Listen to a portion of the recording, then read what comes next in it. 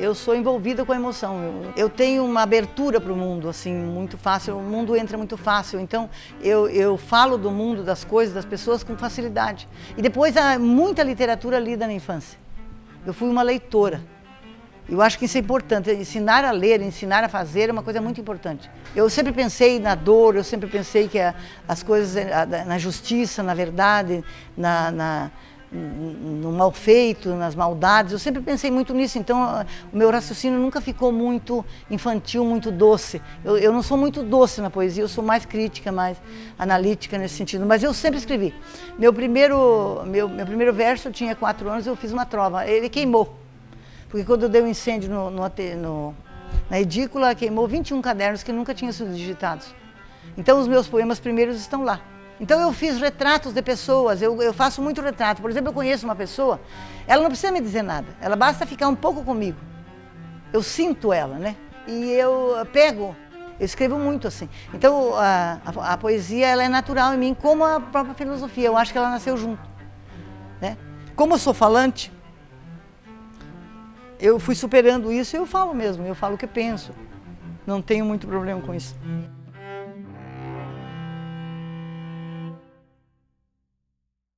É muito interessante porque da primeira vez que eu me lembro que a Edi abriu a boca em sala de aula, a gente ficou muito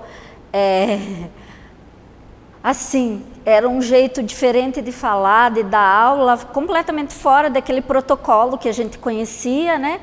Sétima série, eu tinha 13 para 14 anos, e na universidade ela deu aula de estética para nós. Então, a princípio era uma coisa muito teórica, porque estética em filosofia, você vai discutir os conceitos dos filósofos, o que é a arte, né? Enfim.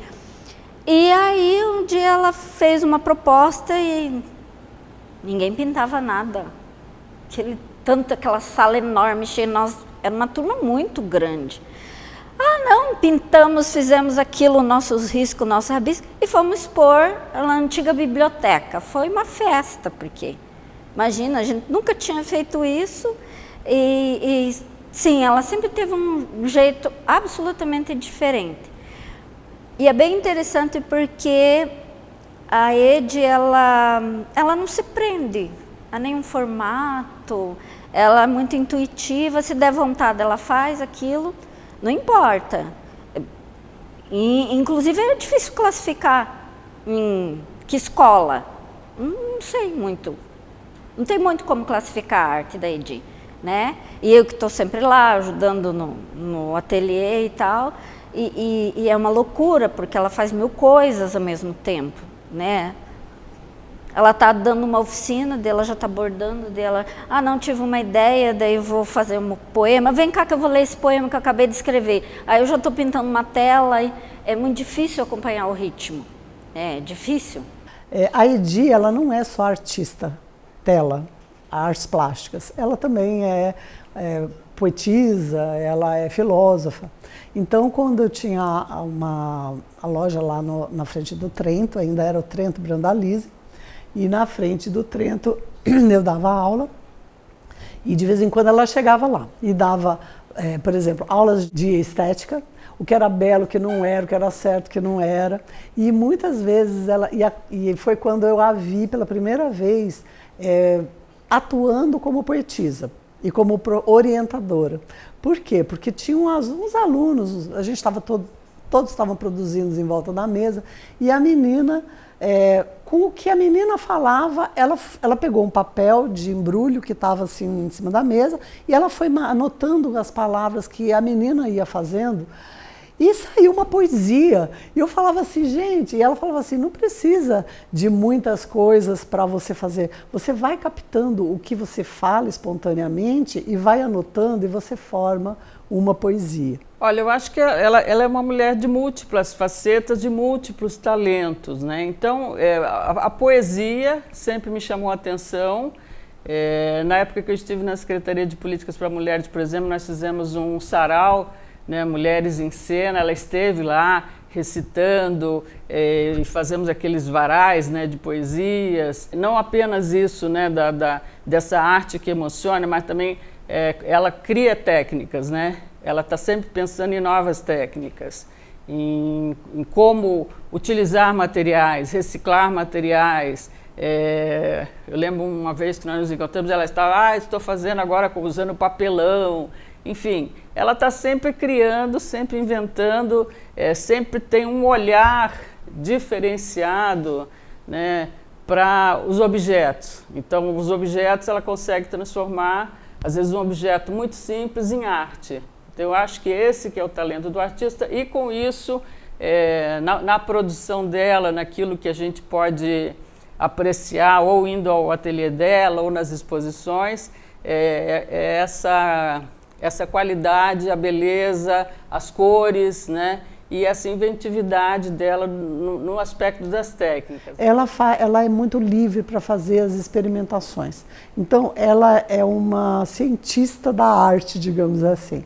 E ela vai testando o que dá certo, o que não dá, e ela mostra, ela não esconde o que não deu certo para mostrar, até mesmo no sentido de orientar. Isso dá certo, isso não dá certo. Toledo tem essa coisa de às vezes venta muito, etc. E nós temos essas folhas, né, muitas árvores, etc. E tem uma árvore, parece uma castanheira, não é uma castanheira, não me lembro o nome dessa árvore, ela produz umas folhas muito grandes. E essas folhas, quando caem, né, no outono ou outras épocas, elas se perdem pela cidade. E perto da minha casa aparecem muitas dessas folhas, e eu me lembro que por diversas vezes eu olhava a folha e falava, nossa, folha bonita, né? E um dia, num evento, eu acho que foi num Dia Internacional das Mulheres, eu estava lá nesse evento, e ao final do evento, eu acho que eu fiz uma palestra, não me lembro, não recordo exatamente o que foi aquele dia, mas a Edi, ao final, ela estava também lá, ela nos trouxe, para cada pessoa que estava lá, essa folha com um poema escrito, né, pintado nessa folha, e com um lacinho, etc. Quer dizer, é isso que eu acho que é esse talento, né, especial dela, de olhar, quer dizer, para alguém era algo que a natureza dispensou, né, que vai virar lixo, enfim, e que ela retira da natureza e produz arte com isso, né, que sensibiliza, produz também a nossa reflexão, né. Então, acho que esses aspectos todos, assim, que fazem a Edi uma pessoa diferente, né? Uma pessoa que nos emociona sempre quando a gente está junto. Eu acho que eu nasci filósofa. Eu não aprendi filosofia, eu não aprendi a raciocinar na faculdade. Eu me perguntava sempre. Eu acho que o básico da filosofia é saber perguntar. Eu me perguntava por que o arco-íris apareceu. Eu só descobri que o arco-íris era a decomposição do branco e da luz quando eu era adulta. Mas eu já sabia o fenômeno, como é que ele era. Eu sabia que quando o sol batia, logo depois da chuva, dava aqueles raios, né? Aqueles coloridos. Eu pensava, será que tem alguma coisa a ver? Eu sempre me perguntei, como é que é? Por que é? A pergunta como e por que sempre foram perguntas marcantes na minha vida. Por que, eu me lembro assim, por que a gente levava a vaca no touro? Eu nunca prestei atenção no que acontecia depois, para saber como, né? Eu sempre me perguntei por que a minha avó rezava, por que o rio corre sempre em direção, por que as fontes d'água corriam em direção ao rio. Hoje eu sei, mas eu não sabia. Por que elas brotam do chão? Como é que a água brota do chão se ela vem do céu? Por que a gente tem que ter mãe? Porque tem que ter pai? Aliás, eu sempre achei que pai não era preciso, porque eu não tive. Então, não é uma figura que na minha vida faça alguma representação, nenhuma. Ela começou a ter sentido quando eu tive o João, quando nós tivemos as crianças, o modo como ele cuidou das crianças, orientou e educou. Mas antes não tinha. Nem o pai nunca teve significado para mim, passou a ter depois que eu casei. Então, são sempre perguntas, por que precisa? Né? Então, era fácil aceitar os conceitos da Maria grávida, sem marido, eram fáceis de aceitar os conceitos da religião, da moral, porque os conceitos não estavam explicados. Então eu penso que a pergunta ela forma os conceitos, ela aprimora o conhecimento, ela dá dimensões outras que as pessoas não esperam. Eu penso que tenha nascido filósofo, porque sempre me perguntei, e a pergunta eu acho que é fundamental na filosofia. Quem não pergunta nunca vai pensar.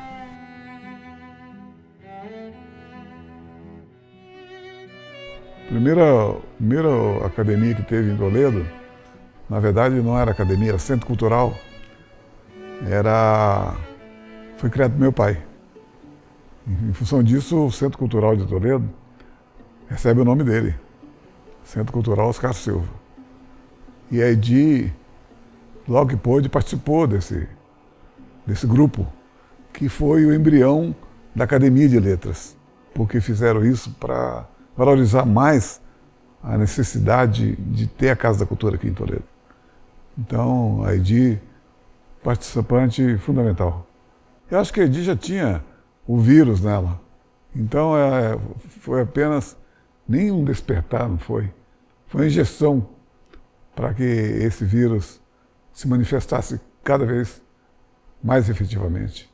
Ela é imponente, onde ela chega, ela é o foco, ela é a protagonista. Então, devemos muito a Edi por isso. Ela é arrojada, ela não tem medo, ela vai, enfrenta. E se tiver que passar por situação vexatória, que nunca aconteceu, pelo menos que eu saiba, ela encara com maior naturalidade. Estamos aqui para aprender. E ela tem isso como sua filosofia de vida. Bom, eu saí de Pato Branco, e Pato Branco era um pouco mais frio em relação à cultura. Tinha, mas eram coisas isoladas. Não havia um movimento da prefeitura, um movimento da população responsável pela política que organizasse as coisas de tal forma que se transformasse num padrão da cidade. E eu vim para cá, eu vim em 81 eu vim. Em 81, quando eu vim para cá, ela não tinha esse movimento. Quando eu chego aqui, existia uma estrutura, uma casa da cultura, existia pessoas empenhadas na cultura, existiam vários grupos de corais, o coral italiano, existia o coral da Cristo Rei, existiam os corais alemães, existiam aulas de piano, aulas de teclado, de flauta, especialmente flauta. Coisa que a religião incentivava e tal, mas não só, a população era muito motivada para encontros, eles traziam grandes eventos, eles trouxeram Paulo Otranque para declamar no Clube do Comércio. Então havia, por exemplo, eu não me lembro bem em que legislatura você foi no governo, no período em que a Geni foi secretária da Cultura, não tinha dinheiro para nada, nunca teve dinheiro para nada a cultura. Agora que tem, de uns anos para cá, mas aqui a cultura nunca teve dinheiro, mas teve o incentivo, os artistas se uniam, a secretária se unia, convidava, era muito mais por convite. E eu sempre participei, mesmo sem dinheiro, a gente sempre produziu cultura nessa cidade, porque as pessoas estimulavam, elas incentivavam, elas participavam, elas iam lá, entendeu? Iam ajudar a montar se precisasse. Então a gente sempre foi envolvida por esse movimento. E eu já vim, eu acho que naturalmente gosto desse espaço, eu sempre cantei, eu sempre escrevi, eu sempre declamei, né? Eu sempre fui desse universo. Quando eu cheguei aqui, um prato cheio para mim. O primeiro contato que eu tive com a Edi foi quando uma secretária chamou para falar assim, olha, nós vamos ter uma exposição da artista Taya. Pensei, Taya, quem é Taya, né? Aí, não, Taya é Edi Brown. Falei, não, então estamos falando de um artista conceituado, uma pessoa que tem um know-how, uma pessoa que é da comunidade, que tem presença constante na comunidade, uma artista que praticamente assim, eu entendo como uma artista completa, porque é uma pessoa que ela atua não só na área do trabalho, do métier dela, mas ela atua praticamente em todas as áreas. Professora também. A Edi Brown, ela é um ícone praticamente dos artistas de Toledo. Então nós tivemos outros que já passaram. Agora a Edi, ela se mantém. Cada ano, cada etapa, ela vem com coisa nova, ela vem com uma outra proposta. Então ela está sempre nessa atividade, ela não fica, muito tempo longe. A gente quando de repente você menos espera, ela tem uma coisa para te apresentar. E ela apresenta, ela quer expor, ela quer mostrar. E isso é a parte mais importante do artista. É estar vinculado, estar na comunidade, poder levar o trabalho dela para os lugares e mostrar. A criação da fundação, né, do Clube da Poesia foi muito importante para o setor literário da cidade. Porque até então, muitas pessoas tinham o sonho de escrever, mas estavam sozinhos. E a Edi conseguiu reunir um grupo muito grande de poetas, escritores, os amantes da literatura, pessoas que tinham o sonho de escrever. E a Edi deu espaço para esse povo, ela acolheu todo mundo, ela ensinou. Então a gente via que a Edi, o grupo se reunia uma vez por mês na biblioteca e tinha muitos interessados em participar do Clube da Poesia. E o que a Edi fez? Ela viu com a Nancy o espaço e toda semana, uma vez na semana, se eu não me engano, era na quinta-feira, a Edi ia até a biblioteca, ela ficava à disposição para quem tivesse interesse em estar aprendendo a escrever poesia. E ela ficava aquela manhã na biblioteca e todas as pessoas que estavam interessadas iam lá. Então, assim, o que a Edi fazia? Ela utilizava o nosso material, ela procurava, pesquisava no acervo da biblioteca. Então, assim, ela, além dela estar aprendendo, ela estava repassando todo aquele conhecimento. E desde então, assim, muitas pessoas conseguiram começar a escrever poesia. E teve uma época que tinha em torno de mais de 50 associados, e logo no início. A professora Edi Brown é um expoente da cultura toledana já há muito tempo, com as obras dela e tal. Para a Academia de Letras ela foi fundamental, porque ela já participava da Academia de Poesia de Toledo, Clube da Poesia de Toledo, melhor dizendo. E foi lá que fomentaram a ideia de justamente começarmos a ter a nossa Academia de Letras.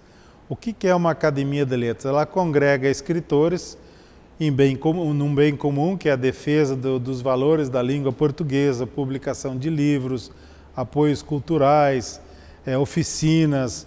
Tem a oficina da Haikai hoje, que é aquela poesia estilo japonesa, né? Tem vários outros concursos, fizemos encontros de acadêmicos e a professora Edi sempre capitaneando, sempre dando ideias. Ela nunca quis ser a presidente ou alguém assim nesse sentido, mas sempre esteve por trás em tudo aquilo que a gente fez. Eu não consigo entender de onde a professora Edi tem tanta inspiração. De um tronco de árvore ela faz uma obra de arte, de uma raiz extraída da lavoura ela transforma em obra de arte, quadros, pinturas, poesia, qualquer coisa que estiver, ela é multifacetária em termos de cultura, ela atua em todas as áreas. E eu não sei de onde ela encontra tempo, porque ela cuida de pessoas idosas lá, que são pais e mães dela e do esposo dela, aonde ela encontra tempo para conseguir fazer todo esse trabalho. O trabalho dela é extraordinário e eu confesso a ti que eu sou fã dela incondicional. Ela chegou em Toledo no início da década de 80 e eu a conheci como professora, que ela trabalhou em escolas estaduais e também depois na faculdade, professora de História, Psicologia, deu aula até de Física. Mas, enfim, é uma figura sui generis. Ela tem um entusiasmo, uma vivacidade, um amor pela arte e o estilo, ela tem um estilo próprio. A cultura, de um modo geral, ela tem muito a ver com a ancestralidade, né? Com os pais, avós, tataravós. E tem diversas definições sobre cultura. Mas, para mim, a mais significativa seria que cultura é tudo, é o completo, e que não existe povo nenhum sem cultura. Trabalhei com 4 prefeitos distintamente, né? Foram praticamente 15 anos que eu trabalhei com a cultura em Toledo. Eu comecei em 73, na época do Dr. Wilson Carlos Kuhn, que era um prefeito assim, muito sensível às questões tanto da educação quanto da cultura. A Casa da Cultura foi inaugurada em 76, na gestão dele. E o que eu acho muito importante aqui em Toledo é que não é o fulano, o cicrano que fez isso. Alguém começou, uma equipe começou, mas os que vieram depois deram continuidade. Não deixaram morrer, porque quando a coisa é boa, tem que ter sequência, né? O que me chamou a atenção na Edi foi a espontaneidade dela, a simplicidade que a Edi traz junto consigo, desde do princípio da sua fala até no momento que ela apresenta as suas obras, não só individualmente, mas para a comunidade toda. E a explosividade dela na questão diversidade artística, tanto nas pinturas, nas telas, nas aquarelas, como na sua poesia. A poesia da Heidi, ela é muito forte e a gente costuma dizer que ela tem, não tem muitos traços, mas os traços que ela tem nas suas obras, seja nas poesias, seja na ressignificação dos materiais, usando materiais recicláveis, seja nas telas que ela produz, os traços dela são simples, mas eles nos transmitem muito, porque a sensibilidade que ela tem, parece que ela transforma, que ela faz que aquilo sai tudo do coração dela. Então não são somente as mãos da Heidi que trabalham, mas é a alma dela, é o coração dela, é aquela sensibilidade e a simplicidade que ela traz consigo. A Heidi me atravessou enquanto artista e como pessoa quando eu iniciei a minha trajetória como gestora cultural. Eu conhecia ela e já havia a entrevistado como jornalista, porque de formação eu sou jornalista e eu entrevistei a Heidi, né, como artista, quando ela morava ali na São João, hoje próximo, né, hoje não é mais a casa da Heidi, mas ali era a casa da Heidi. E foi ali naquele ateliê que eu conheci a Heidi artista. Mas foi uma relação ainda profissional. E eu acho que quando eu comecei a conhecer a Heidi, o impacto dela na minha vida se deu quando eu estive como secretária de Cultura pela primeira vez, em 2014, e que a gente começou a ter uma relação mais próxima.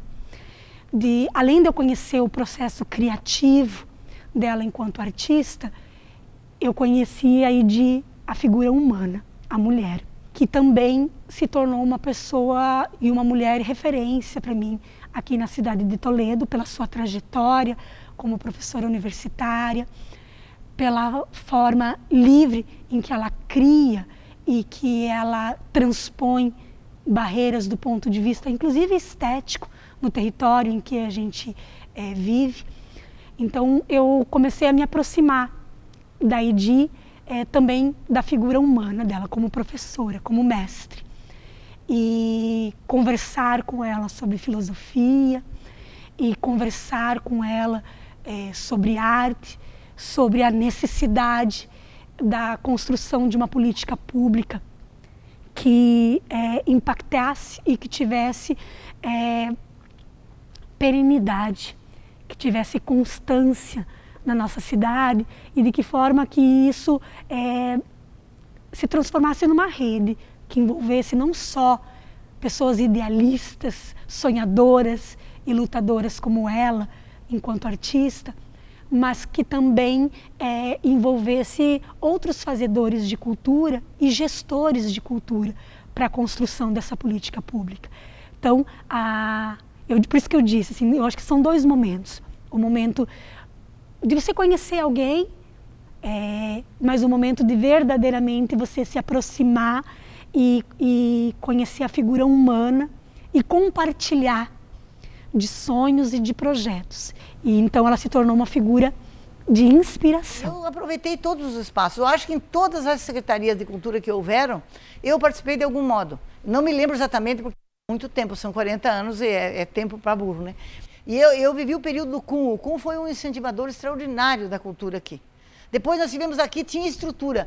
Não tinha dinheiro, mas tinha estrutura. Por exemplo, a Câmara sempre aprovava atos, né, legislações, e criava, por exemplo, o teatro foi criado, a Casa da Cultura foi criada. São criações que formam a base para que as coisas aconteçam. Não basta a população saber tocar, cantar, dançar, né, nem fazer festivais aqui, se não houvesse uma estrutura que aguentasse, suportasse esse movimento. Quando eles vieram do Rio Grande, porque essa população inicial foi do Rio Grande, eles vieram com esse corpo, já faziam coral no começo. O coral Cristo Rei tem 70 e poucos anos, tem a idade da cidade. O primeiro núcleo que veio, já com o Padre Patuí, já começou a reunir o pessoal e depois teve corais de todos os tipos, festivais, encontros de corais. Foi um prato cheio para mim. Essa cidade tinha tudo, e eu acho que ela tem tudo para ser uma cidade cultural. Ela já foi chamada o berço da cultura do Oeste.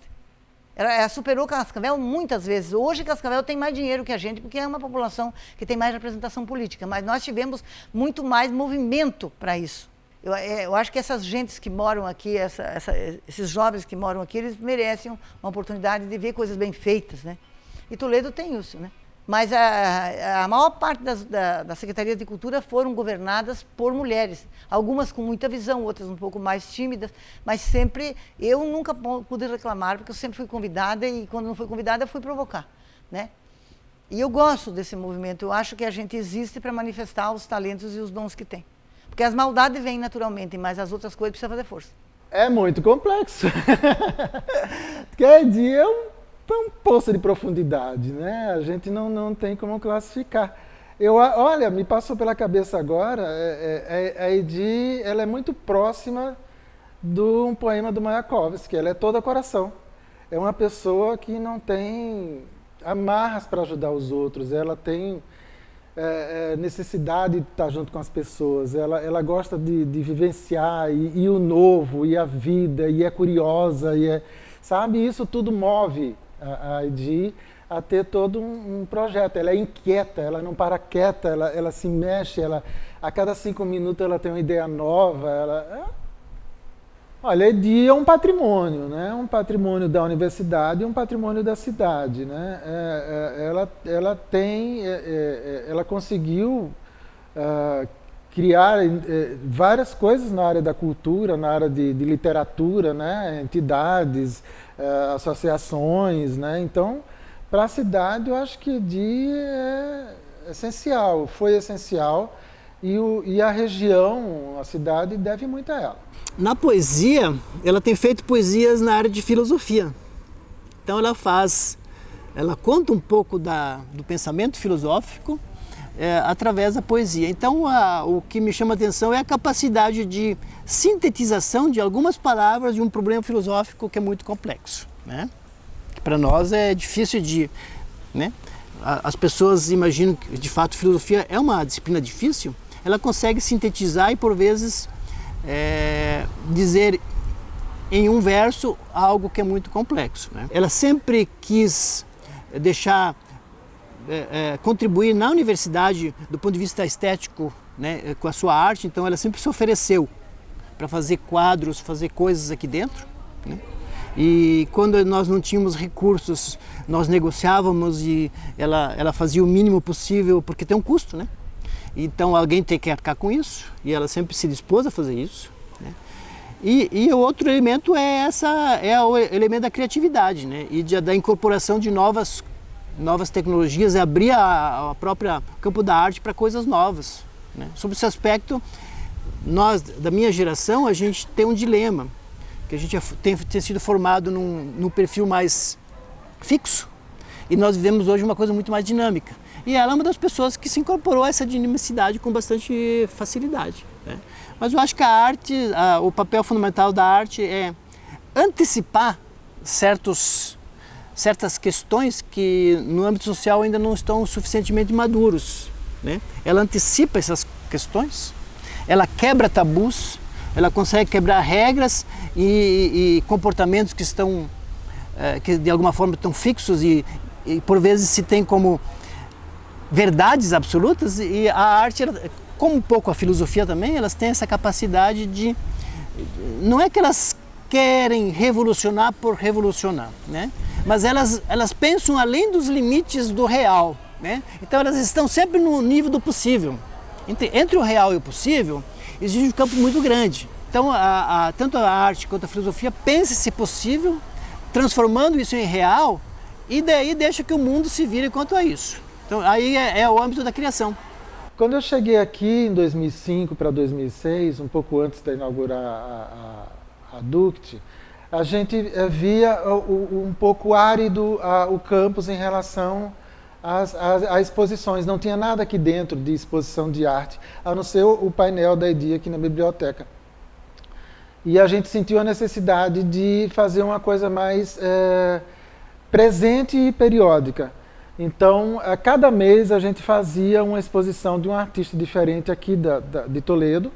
E anualmente a gente fazia uma exposição da EDI e uma exposição do Arte no Campus, do grupo de alunos da EDI. Ela contribuiu muito para algumas gerações que passaram, né, gerações que eu digo, pessoas que fizeram o curso em 4 anos aqui que saíram, porque nunca tinham ouvido nada de arte, nunca tinham tido nenhuma noção do que se faz, né? Botar um livro na entrada para botar um nome, mas por quê? Para quê? Né? Que tipo de material é esse? Então, assim, aí vem o pessoal da química. A química não tem nada a ver com arte. Como não? Cada tinta tem uma proporcionalidade química. Muito artista morreu por causa da química, né? Do que ele colocava na tinta, chumbo. Então, assim, tem muito a ver a pintura com a química. Com a filosofia nem se fala, com estudos sociais nem se fala, né? Com a economia nem se fala, porque a obra de arte é vendida, é comprada, tem um mercado. Então, a arte envolve tudo. No colégio interno existia uma irmã da Suíça, que fazia muita pintura. Só que a pintura dela era tudo com material vindo da Europa. Então eu mais observava, porque a minha mãe não pôde comprar os materiais, as outras meninas usavam. Então o que acontecia? Eu aprendi muito assim. Como eu era habilidosa e não tinha material, e elas eram preguiçosas e tinham material, elas diziam o seguinte: faz um pedaço para mim que eu te dou o material. Então eu ia lá e fazia, quando a irmã não estava vendo, eu ia lá e fazia parte da moça, que a irmã tinha determinado, ela me dava uma parte do material. Então eu pintava com os restos que sobravam das outras meninas.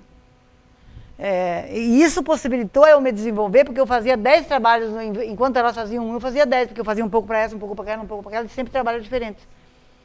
E sempre com aproveitamentos. Então a minha vida artística é marcada pela utilização de coisas de reciclado. E outra, assim que a gente casou, eu bordei mais do que pintei. Porque o bordado era mais acessível. E ajudava a complementar a renda. Porque no começo eu não trabalhava. Quando eu casei, eu engravidei, 10 meses depois nasceu o meu filho. Porque a gente nunca tinha feito nada antes, né? Então eu engravidei, 10 meses nasceu o guri, então esse tempo eu só estudava. Era só o João que trabalhava. Então, para ganhar um dinheirinho extra e para não perder o jeito, eu sempre bordei. Eu bordava roupas de batizado, vestidos de casamento, bordava esses chamisés de enfeite, essas estolas que eu sempre bordei. E eu fiquei bastante tempo só bordando. Eu comecei a pintar assim depois que eu vim para Toledo, mais efetivamente. Antes eu fazia mais artesanato, coisas assim. A primeira coisa sacra que eu fiz foi... Um ano o governo não pagou, eu não me lembro qual era o governo, a gente era os 2 professores do Estado, e o Estado não pagou a gente 8 meses. Então a gente não tinha com o que viver. E chegou perto do Natal, a gente não tinha dinheiro para comprar nem presente para as crianças, e a minha mãe é que ajudava com o dinheiro dela a comprar as coisas para comer. E os amigos também, eu tinha açougue, ajudava com a carne, os que tinham padaria ajudavam, armazém com armazém, a gente ajudava e a gente foi pagando à medida que podia. Então não tinha dinheiro para comprar material de arte. Né? Eu comecei, a primeira coisa de artes assim bem extraordinária que eu fiz foi, eu juntei umas pedras de granito e usei tinta de tecido, eram mais corantes, mais tinta guache, tipo assim, e eu fiz um presépio nas pedras de granito. E daí foi um senhor, como eu fazia muita reportagem, eu fazia as reportagens para o jornal, eu fui repórter de jornal, e eu escrevia uma crônica semanal e 2 reportagens obrigatórias, e uma infantil, uma página de moda e uma página infantil, sempre fui ligado com essas coisas. E aí o cara do jornal, que era dono do jornal, e o dono de um hotel da cidade, foi lá em casa, não sei para que fazer, para pedir para escrever alguma coisa, fazer uma reportagem, e ele viu o meu presépio, ele perguntou quanto custa. Eu falei, não custa nada, ele é das crianças, né, porque é a única coisa que eu posso fazer agora. Ele falou, estou pagando ele, eu quero saber quanto custa. E ele acabou levando em troca de dinheiro, né. Eu nem sabia quanto cobrar, porque de verdade foi a minha primeira experiência. Ela é líder, e o líder tu conhece, para jornalista é fácil de conhecer um líder, que a gente aprende isso. O líder, quando chega para falar para um grupo de pessoas, não precisa pedir silêncio. Todo mundo se cala e presta atenção. O mundo, o dia que valorizarem a arte, o mundo vai melhorar. quando se diz que o ser humano é um verdadeiro ser humano, é porque a pessoa é educada, é sensível e etc, etc, né? E é isso que a arte faz e o que ela faz, porque a arte está nela, presente em todas as atitudes e projetos dela e atividades. Eu acho que uma palavra talvez sintetize tudo isso, criatividade, né? Ela cria coisas, assim, né? A partir de situações vividas, extraídas do cotidiano, né? Ela bebe muito nessa fonte, né? Que a fonte realmente, assim, do ponto de vista existencial, daquilo que realmente alguém pode viver intensamente, e ela tenta de alguma maneira, né, projetar isso, né? Pôr isso para fora, né? Isso é um pouco um traço marcante, né, da sua personalidade. Ela é alguém que se engaja, né, verdadeiramente e intensamente em tudo aquilo que ela faz. Tudo aquilo que ela faz com paixão. A paixão no trabalho dela. Cada tela, cada poema, o seu trabalho também, do ponto de vista acadêmico, intelectual, como professora, é sempre uma pessoa muito instigante, provocadora, né, persuasiva. Então, ela é uma figura multifacetada, plural, múltipla, né? Isso, em síntese, é Edi. E nós fomos muito bem recebidos em Toledo, porque a gente tinha intenção de ir para Palotina. O João ganhou uma terra dos pais, as nossas crianças ganharam de herança do avô, do pai do João, uma terra, e a gente veio para assumir essa terra. E aí a gente já veio o João veio com 2 padrões e eu com um padrão e mais as extraordinárias. E aí não tinha em Palotina, se nós 2 chegássemos em Palotina, a gente desempregava 8 professores. Então eles ficaram meio assim, quando a gente chegou com direito a pegar as aulas. Daí ficou aquela coisa meio assim, mas aqui estava faltando professor de tudo que era matéria. Daí a Terezinha da Castel, que era a chefe da inspetoria, eu acho que era inspetora, né? Ela foi atrás da gente e disse, fique em Toledo, venham para Toledo, nós estamos precisando. Por que pintar Toledo? Porque Toledo representa um lugar bom para se viver, um lugar onde recebem a gente bem, e nós fomos bem recebidos. E me sinto bem aqui. Todos os espaços, para mim o espaço público é o espaço natural da gente. E eu ocupei todos os espaços que pude. Fui para a praça, fui para o rádio, fui para a televisão, bordei na televisão, falei no rádio, fiz poesia, ocupei a biblioteca pública. Para mim, as pessoas são o lugar que a gente deve estar e o espaço público é o nosso lugar de primazia, né? Eu já tinha pintado muito, já tinha exposto no Paraná inteiro, em outros estados também, uma porção de lugares. Tinha mostrado bastante o meu trabalho e uma dessas mulheres que fazem numerologia, mandou um bilhetinho, escreveu um bilhetinho e colou num quadro meu, escreveu assim, seu número é negativo, acrescenta um A. Então eu tinha taia normal. Taia em italiano significa corta. Significa cortar a realidade de um modo fino. Então eu adotei o taia primeiro por causa do sentido. Taiar é cortar. Então eu corto a realidade do modo fino, do modo pessoal. Eu vejo o mundo do meu modo. E aí, por que taia? Porque a moça disse, procure um pseudônimo para você. Escreveu lá, ponha mais um A para somar mais um para dar um número positivo e encontra um pseudônimo. Pega esse aí como pseudônimo. Daí tem que ter um sentido. Daí eu fui procurar por que o taiar era importante para mim. Porque a minha avó, quando cortava polenta mole, quentinha, ainda ela cortava com fio de linha. E o fio de linha cortava fino. Tinha o mesmo significado. Então eu fiz uma homenagem à minha avó. Homenageei a minha avó usando o taia. Ela dizia, deixa que a vovó vai taiar para você. Quer dizer, deixa que ela vai cortar a polenta de um modo fino. Era uma agarração. Era muito amiga. E a Edi é bem parecida com a minha mãe, né? A minha mãe morreu com 102 anos e 7 meses, né? E ela agora ela já está ficando cada vez mais parecida com a avó, né? Ela ia na escola e sempre trazia notas boas, né? E um dia ela trouxe as provas para ser assinada e tinha um número 7 de nota, né? Daí eu disse, eu não vou assinar essa prova, porque isso aí não é nota que você traga para casa. Daí ela pegou a apostila, levou de volta para a professora e a professora veio lá em casa para para mim assinar. Não disse, eu disse que não vou assinar e não vou assinar. Com essa nota eu não vou assinar, né? E não assinei, né? Também nunca mais precisei me incomodar com a escola, né? Foi uma aula pequena, mas bem aplicada, né? Eu conheci minha amada em 1977. Eu sempre professor, né? Ela foi minha aluna, inclusive em Pato Branco, no ginásio. Na época era sistema antigo, né? Depois na escola normal, colegial, Pato Branco. E mais tarde aqui em Toledo, né? Inclusive na faculdade ali, Facitol na época, né? E desde então até hoje, nós tivemos 3 filhos, né?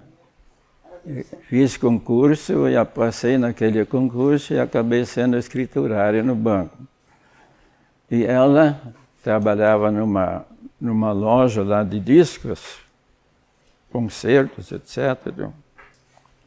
E era o representante daquela firma para fazer o pagamento de contas. Então ela aparecia lá no banco, lá fazendo com os compromissos da empresa, né, para tocá-los, né. E foi ali que comecei a conhecê-la. Depois, no colégio, ela acabou sendo minha aluna, né, muitos anos. Foi uma jovem, uma estudante muito dedicada, muito empenhada, muito afim em saber. Foi brilhante no curso que ela fez comigo, né? Ela e mais uma outra, as duas faziam concorrência na disputa do primeiro lugar de turma, né? Então, acabavam se revisando. Hora uma era a primeira hora ela, né? Mas era muito dedicada, interessada na classe, perguntava muito, né? E tudo que ela fazia, ela fazia com o coração, muito empenhada, né? E essas coisas, esse conjunto de coisas é que chama a atenção, né? Eu, como professor dela, fiquei observando, acompanhando assim, a trajetória, né? E a declamadora, a poesia, né? Então havia muitos pequenos eventos que aconteciam na escola, ela estava sempre lá, ou cantando, sempre na primeira fila da frente do auditório. ou declamando. Sempre admirando. Não sei o que estava lá. Então, todo esse conjunto de coisas foram, vamos dizer, foi crescendo na gente, né? A simpatia, devagarzinho, os sonhos, né? Foram se construindo por ali, no começo, né? Até que um dia deixa eu contar, porque antigamente a educação era um primor, né? A senhorita podia me esperar no portão e eu achei que tinha um problema, que eu tinha feito alguma coisa errada. Daí ele disse, posso acompanhá-la? Eu disse, olha, pode. E a gente foi indo para casa junto, mas eu trabalhava às 11h30. Eu falei, só tenho pressa. Daí ele foi contando que ele era do Rio Grande, E ele nunca me namorou, ele me pediu em casamento. Porque ele me conheceu desde os 12 até os 17. E esse dia saiu umas 2 vezes, nós saímos da escola juntos, atravessamos a praça, eu fui trabalhar, ele foi trabalhar. E aí um dia ele me pediu em casamento, direto assim. E o João me conheceu bem novinha, ele foi me pedir em casamento, eu tinha 17 anos para 18, né?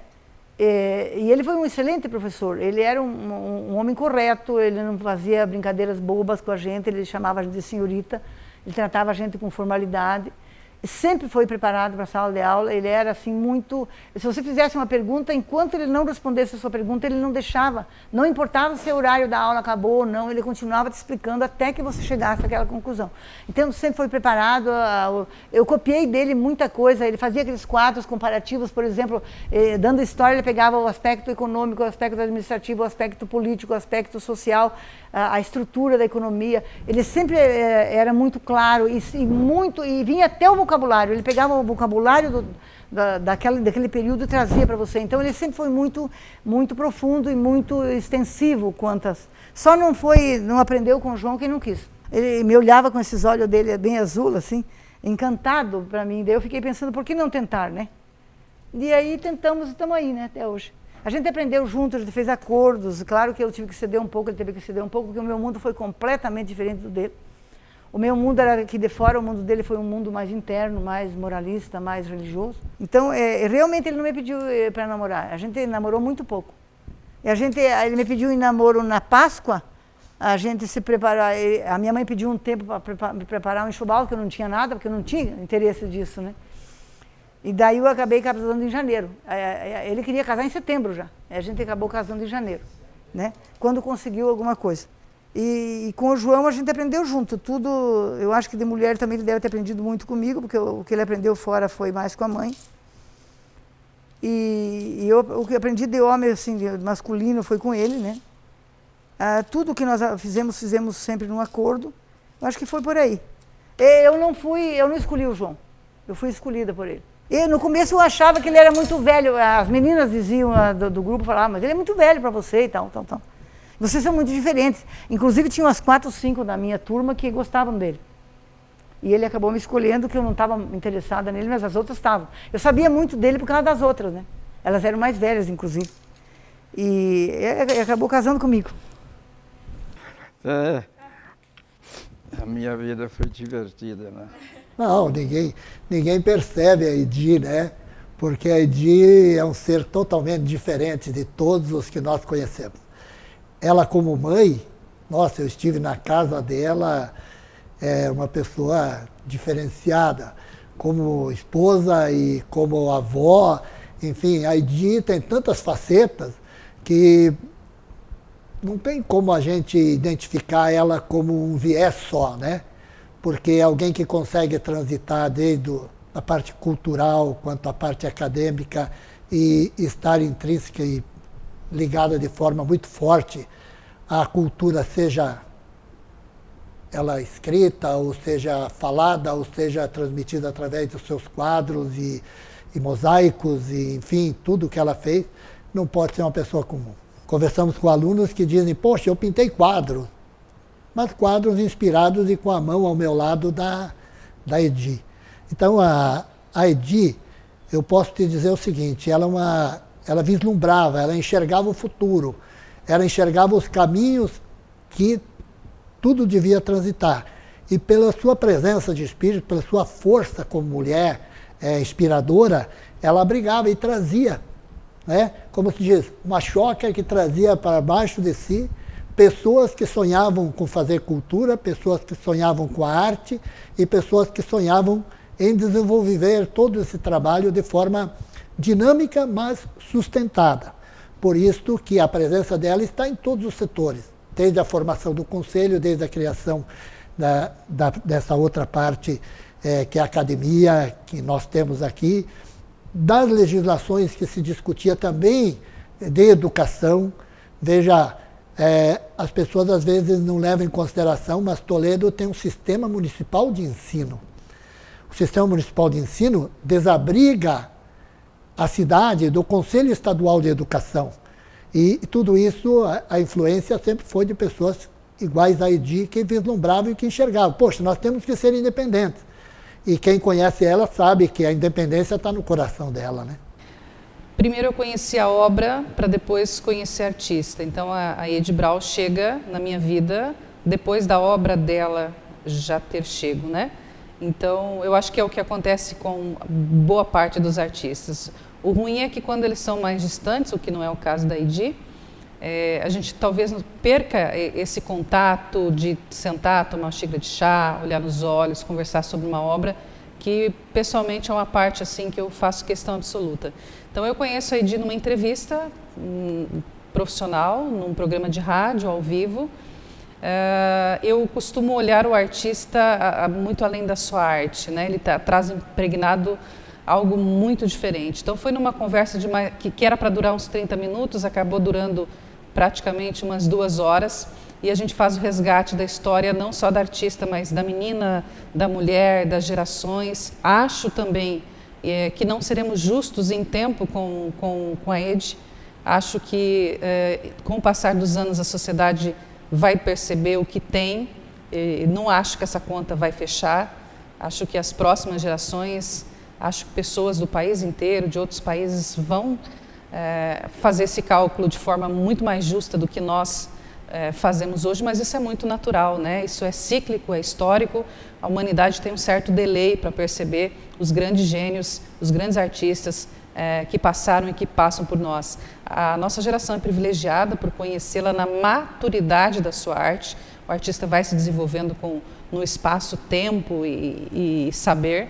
Então nós temos uma artista madura, mas uma artista que é disruptiva, que de vez em quando olha para uma árvore, observa uma folha caindo e produz um brinco bordado com essa folha. É a sutileza. É o artista que você não consegue segurar ele com a ausência de materiais, ele inventa os próprios materiais. Quem inventa uma cor é capaz de fazer qualquer outra coisa no mundo. Então acho que essa definição vai ser mais apurada ainda no futuro. Talvez um dia, observando o que nós estamos conversando hoje, nós vamos perceber que, sem querer, sem máculas, sem mágoa, sem culpa, a nossa admiração ainda foi injusta pelo potencial que tem essa mulher. A Edi, ela participou, enquanto eu estive na secretaria, à frente da Secretaria de Cultura, ela participou do Conselho Municipal de Cultura. Na época era um conselho consultivo, que hoje é também deliberativo e com participação da sociedade civil e do governo, está bem mais democrático. Mas na época ela foi convidada, aceitou. E ela teve uma participação decisiva ali em relação à administração, à gestão do teatro, porque se havia uma pressão em Toledo no final dos anos 90, antes da inauguração do teatro, para que a gestão fosse terceirizada. E nós tivemos então uma participação do conselho, mas sobretudo, vou destacar aqui a participação da professora Edi com relação à gestão que deveria ser pública, como foi e como é, e felizmente foi um grande acerto. Eu vejo a Edi, antes de ser artista, como uma cidadã. Ela é uma mulher extraordinária, como mãe, como educadora, uma mulher que está à frente do seu tempo. Então aí entra a Edi artista, ela deixa essa marca por onde ela passa. Veja que ela acabou criando amarras muito fortes do nome dela e da atuação dela na área da literatura. Nós temos aí o concurso de contos e poesia Edi Brown, que é isso, né? Ela é muito atuante. Então nós tínhamos na biblioteca, na Pioneiro, vários leitores nossos que gostavam de escrever, mas textos curtos, como poemas, tipo falar sobre o dia a dia de cada um, contar coisas do dia a dia. Daí surgiu a ideia da gente tentar, né, fazer esse projeto de crônicas e poesias. Daí nós fizemos, eu e a Carmen na época, né, fizemos um questionamento para ver o que ganhava, né, poesia ou crônica. Daí houve um empate. Daí, como houve esse empate, nós não queríamos deixar ninguém de lado, né, daí veio a ideia, vamos então tentar fazer o projeto de crônicas e poesias. Então nós pensamos em uma pessoa que contribuiu muito pela cultura de Toledo. E a Edi Brown, ela foi minha professora no ensino médio, né, há muitos anos atrás, e eu sempre tive uma admiração muito grande por ela. E daí nós lançamos o nome dela, até porque ela tinha, assim, levou o nome de Toledo para a Europa, né, com quadros dela, e fora da academia, fora da educação superior, ela não tinha, ninguém conhecia muito a Edi aqui em Toledo. Nós queríamos realmente levá-la para os bairros, né, levar ela para que Toledo todo conhecesse o trabalho grandioso dela, porque ela é, na minha opinião, um ícone aqui em Toledo, né, em relação à cultura. E como no ensino médio e também no fundamental esses textos, esses gêneros são trabalhados, os professores tinham como motivar os alunos a escreverem. Então o nome dela foi parar nas escolas municipais, foi parar nas escolas estaduais e foi ganhando esse quadro gigantesco hoje, né? É como a Silvia já havia falado, me toca tudo, eu admiro ela em tudo, na escrita, nos quadros que ela pinta, nos trabalhos que ela faz no ateliê dela, é maravilhoso. Tudo que ela faz, tudo que ela põe a mão vira tudo colorido. E eu acredito que aqui ela foi professora da Silvia e foi professora, nossa, de todo mundo que eu conheço, ela foi professora. Ela é maravilhosa. No ano de 96, ela foi minha professora pela primeira vez, mas eu me lembro como se fosse hoje, quando a professora Edi entrou na sala. Ela é diferente, né? E ter ela na minha história é um marco, assim. O magistério veio para mim já como algo que é para você ser professora, né? E quando eu vi a Edi na escola, quando eu vi ela fazendo uma atividade de acolhida no primeiro dia de aula, eu tive certeza que eu queria ser professora. Eu acho que nós somos únicos, mas a Edi, além de única, ela é exclusiva. Então, assim, aquele jeito espontâneo, muito natural, e com uma pitada assim de caipirismo, se assim eu posso dizer. A gente se identificou muito, porque nós temos uma origem bastante parecida e nós temos algumas crenças também que se confundem. Então nasceu aí uma amizade que dura até hoje. É uma relação de amizade e, de certo modo, também de cumplicidade, porque nós temos alguns projetos juntas. Um deles é toda a pintura e todo o trabalho em baixo relevo nas paredes da Queijaria Atani, que ela, na verdade, que deu vida para aquilo, coordenou todo o projeto. Eu fiz assim, idealizei esse trabalho, coloquei na mão dela com fotografias e tudo mais. E ali nós convivemos 7 meses trabalhando toda semana com um grupo de artistas. Ela retratou a história de quem vivia naquela casa, porque nós tomamos aquela casa que era propriedade do meu esposo. Então, uma parte das paredes tem o desenho de quem vivia ali. Os pais, eles, no que eles trabalhavam. A outra parte é a história dos queijos. De certo modo, a gente desenhou a cozinha da minha nona até chegar nos estábulos dos animais. É muito alegre, assim, é mais que isso. Eu acho que é uma felicidade de ver o legado que a gente recebeu sendo retratado e transferido. Porque nós partimos da ideia que história se faz com nomes. E a gente representou esses nomes de forma escrita e de forma artística em quadros, que cada quadro é um retalho dessa história. Eu acho uma maneira linda de você manifestar a história através dos desenhos e da pintura. Então, é assim, é meio que saudoso, é uma lembrança afetiva cada vez que você olha. E o mais emocionante é ver as pessoas se sentindo pertencente a essa história. Teve alguém que chegou, inclusive, que vive fora do país e fez uma visita semana passada, né? Foi a filha e a mãe olhar. Quando elas chegaram em frente ao armário, que retrata o armário da minha nona, aí a filha falou assim, não ligue se eu chorar. E assim, foi emocionante porque ela chorou muito. E ela disse assim, parece que eu estou na casa da minha avó. Então é uma emoção muito grande que eu acho que só a arte consegue te dar. E não foi a única, outras pessoas já estiveram lá, elas têm a mesma emoção em algum quadro, um diferente do outro. Porque a arte traz uma lembrança afetiva muito forte, assim como a comida, como os cheiros também trazem. E outro momento que me marcou muito foi agora recentemente, né, que o meu filho faleceu, o Ivan, e ela levou uma planta chamada moringa, com uma flor enroladinha num guardanapo de papel toalha, na verdade, né? E ela me disse assim, eu trouxe isso porque eu não queria trazer uma flor de floricultura. Eu queria trazer alguma coisa que eu produzi, que eu plantei, que é da minha casa.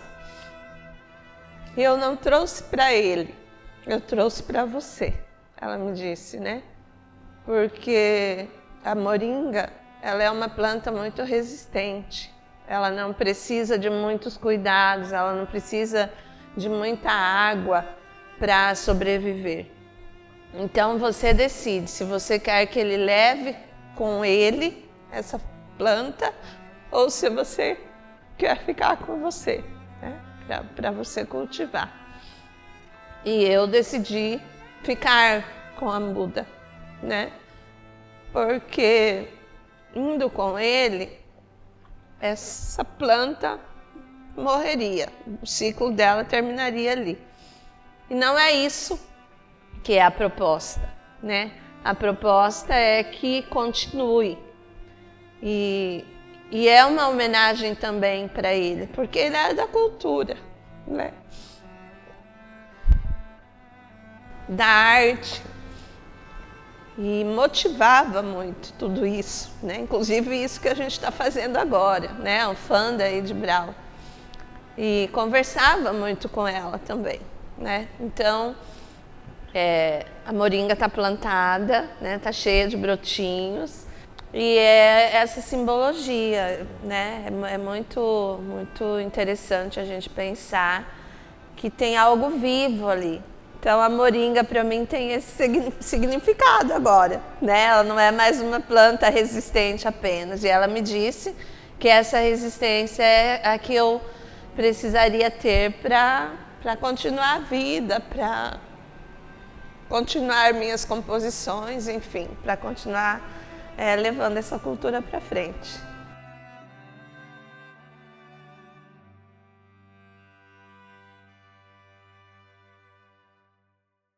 O legado de um artista sempre é a sua obra, né?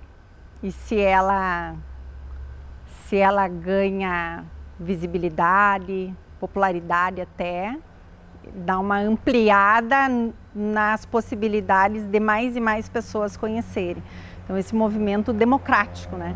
E eu acho que a Edi, ela tem esse movimento democrático e a insistência de querer estar em muitos lugares com a sua obra.